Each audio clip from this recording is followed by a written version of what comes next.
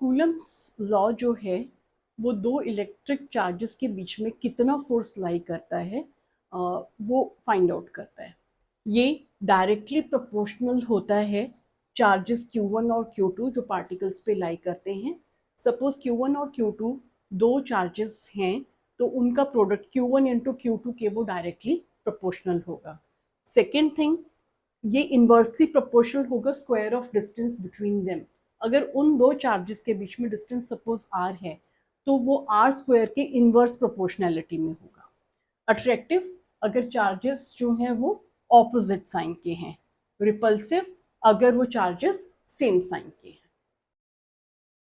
जो हम लोगों ने ऑब्जर्व किया है उससे हम कूलम्स लॉ को मैथमेटिकल फॉर्म में लिख सकते हैं। F is directly proportional to the product of charges Q1 Q2 and inversely proportional to the square of distance r square। Proportionality का साइन हटेगा तो यहाँ पर हमारे पास कांस्टेंट के ई आ गया। के ई को हम कूलम्स कांस्टेंट मेंशन करते हैं।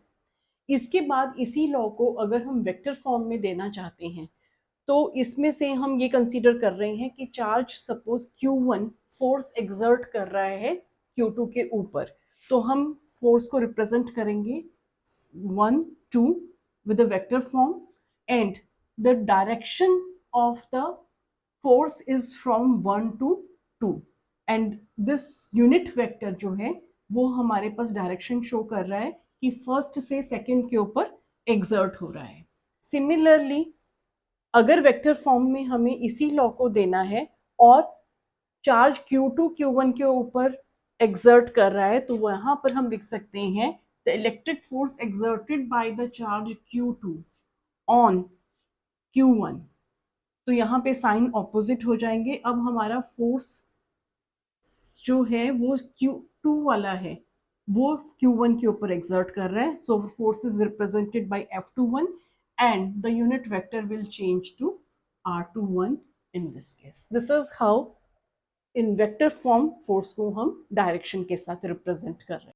अब हम लोग कूलम्स लॉ में हमारा कूलम कांस्टेंट जो के है इसको डिटेल में स्टडी कर रहे हैं। हमारे पास दो चार्जेस हैं Q1 Q2, उनके बीच में डिस्टेंस r है तो कूलम्स लॉ के अकॉर्डिंग उनके बीच में जो फोर्स लाई करेगा that is F is equal to के ई Q1 Q2 over r square.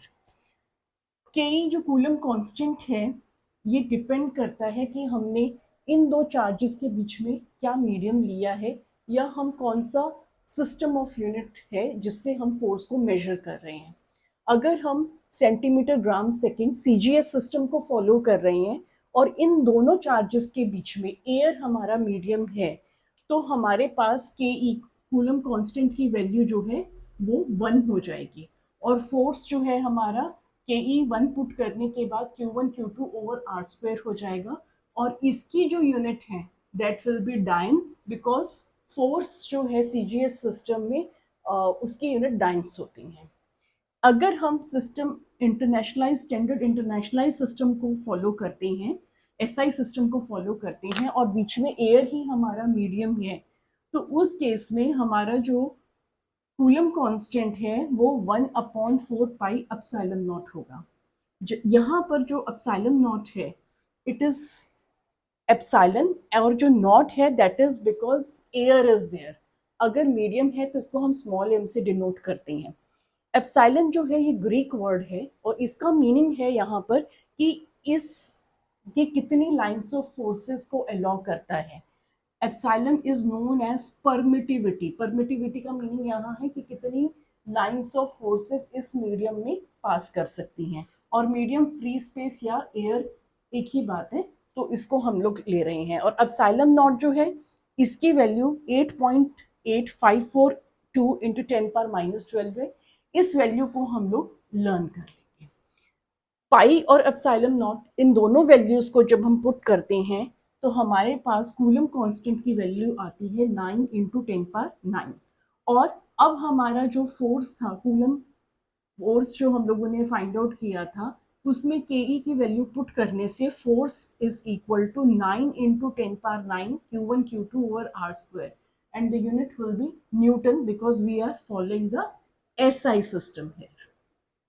अब हम नेक्स्ट स्टेप में एसआई यूनिट और dimension formula for K coulomb constant इसको फाइंड आउट करेंगे।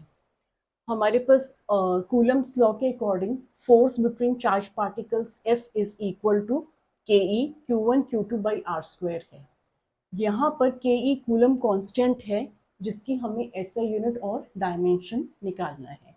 बहुत कॉम्पिटिशन क्वेश्चंस में, एग्जाम्स क्वेश्चंस में ऑब्जेक्टिव टाइप क्वेश्चन आता है ये, तो इसको हम लोग देखते हैं कैसे हम लोग फाइंड आउट करेंगे। एफ जो है इसकी एसआई यूनिट है Newton,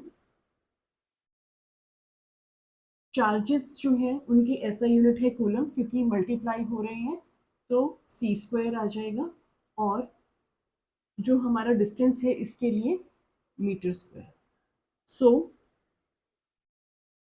SI unit of KE comes out Newton meter square per coulomb square। Next step में हम लोग फाइंड आउट करेंगे डायमेंशंस। डायमेंशंस के लिए हम फिर से इसी इक्वेशन को कंसीडर करते हैं। इस इक्वेशन में जो फोर्स हैं उसके डायमेंशन क्या होंगे, mlt-2, मास इंटू एक्सेलरेशन है तो mlt-2 हो गए। Now dimension formula for charges, it is AT, क्योंकि स्क्वायर है तो यहाँ पे हमारे पास a स्क्वायर टी स्क्वायर आ जाएगा। ये कैसे आया है, current is equal to charge upon time होता है। करंट जो है उसके लिए डायमेंशन फॉर्मूला A है और टाइम के लिए हमारा कैपिटल T है। So Q is equal to AT। This is the dimension formula for the charge जो हमने यहाँ पर डायरेक्ट पुट किया है। और डिस्टेंस है, डिस्टेंस के लिए हमारे पास L स्क्वायर आ जाएगा। तो सिंपल है, यहाँ पर KE जो है इसके लिए M L3 T-2 A-2 T-2, इसको सम अप कर लेते हैं, M L3 T-4 A-2। So this is the dimension formula for Coulomb's constant, and the SI unit of Coulomb constant we have found out Newton meter square per Coulomb square। अब हम next step में find out करने जा रहे हैं SI unit and dimensions of epsilon. हमारे पास दो charges हैं Q1 Q2, उनके बीच का डिस्टेंस R है और हमने यहाँ पे Q1 Q2 के बीच में एयर को मीडियम लिया है। कूलम्स लॉ के अकॉर्डिंग जो फोर्स है Q1 Q2 के बीच में वो होगा 1/4 pi epsilon not Q1 Q2 over R square. Epsilon जो है that is permittivity of free space. इसका मतलब है कि फ्री स्पेस या एयर में कितनी लाइंस ऑफ फोर्सेस जो है Q1 Q2 के बीच में पास कर सकती हैं। SI यूनिट निकालने के लिए हम इसी फॉर्मूला को यूज करेंगे। इसमें फोर्स की SI यूनिट है न्यूटन, 1/4 पाई कोई यूनिट नहीं होती। चार्जेस है, चार्जेस का यूनिट होता है SI में कूलम, क्योंकि प्रोडक्ट है तो कूलम स्क्वायर हो जाएगा। एप्सिलॉन नॉट इसकी यूनिट हमें निकालनी है। R डिस्टेंस है, डिस्टेंस की मीटर, क्योंकि स्क्वायर है तो मीटर स्क्वायर हो जाएगी। तो SI यूनिट एप्सिलॉन नॉट के लिए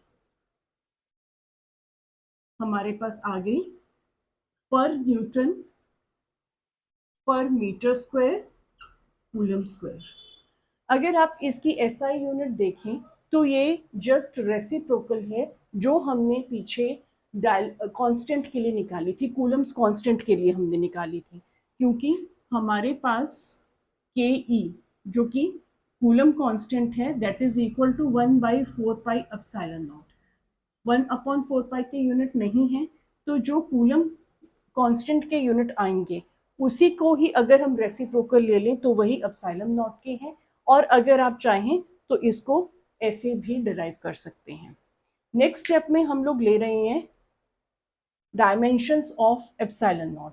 इसके लिए हम दोबारा इसी फॉर्मूला को यूज करेंगे और डायमेंशनल फॉर्मूला के लिए एफ जो है, एफ के डायमेंशंस होते हैं MLT-2। दोबारा से 1/4 कोई डायमेंशंस नहीं है। जो हमारे पास चार्जेस हैं उनके लिए डायमेंशन होता है AT, क्योंकि उनका स्क्वायर है तो A² T² आएगा। ये कैसे आया? क्योंकि हमारे पास करंट जो है Q/T होता है, और करंट का जो डायमेंशन है दैट इज A, और टाइम के dimension capital T, so Q is equal to AT। Charge का डायमेंशन फॉर्मूला जो है AT है, जिसकी वैल्यू को मैंने यहाँ पे डायरेक्ट पुट किया है, और R² जो है दैट इज डिस्टेंस, इसकी डायमेंशन फॉर्मूला L² हो गया। तो यहाँ पे एप्सिलॉन जिसके हमें डायमेंशंस निकालने हैं उसको हम इधर लिख रहे हैं,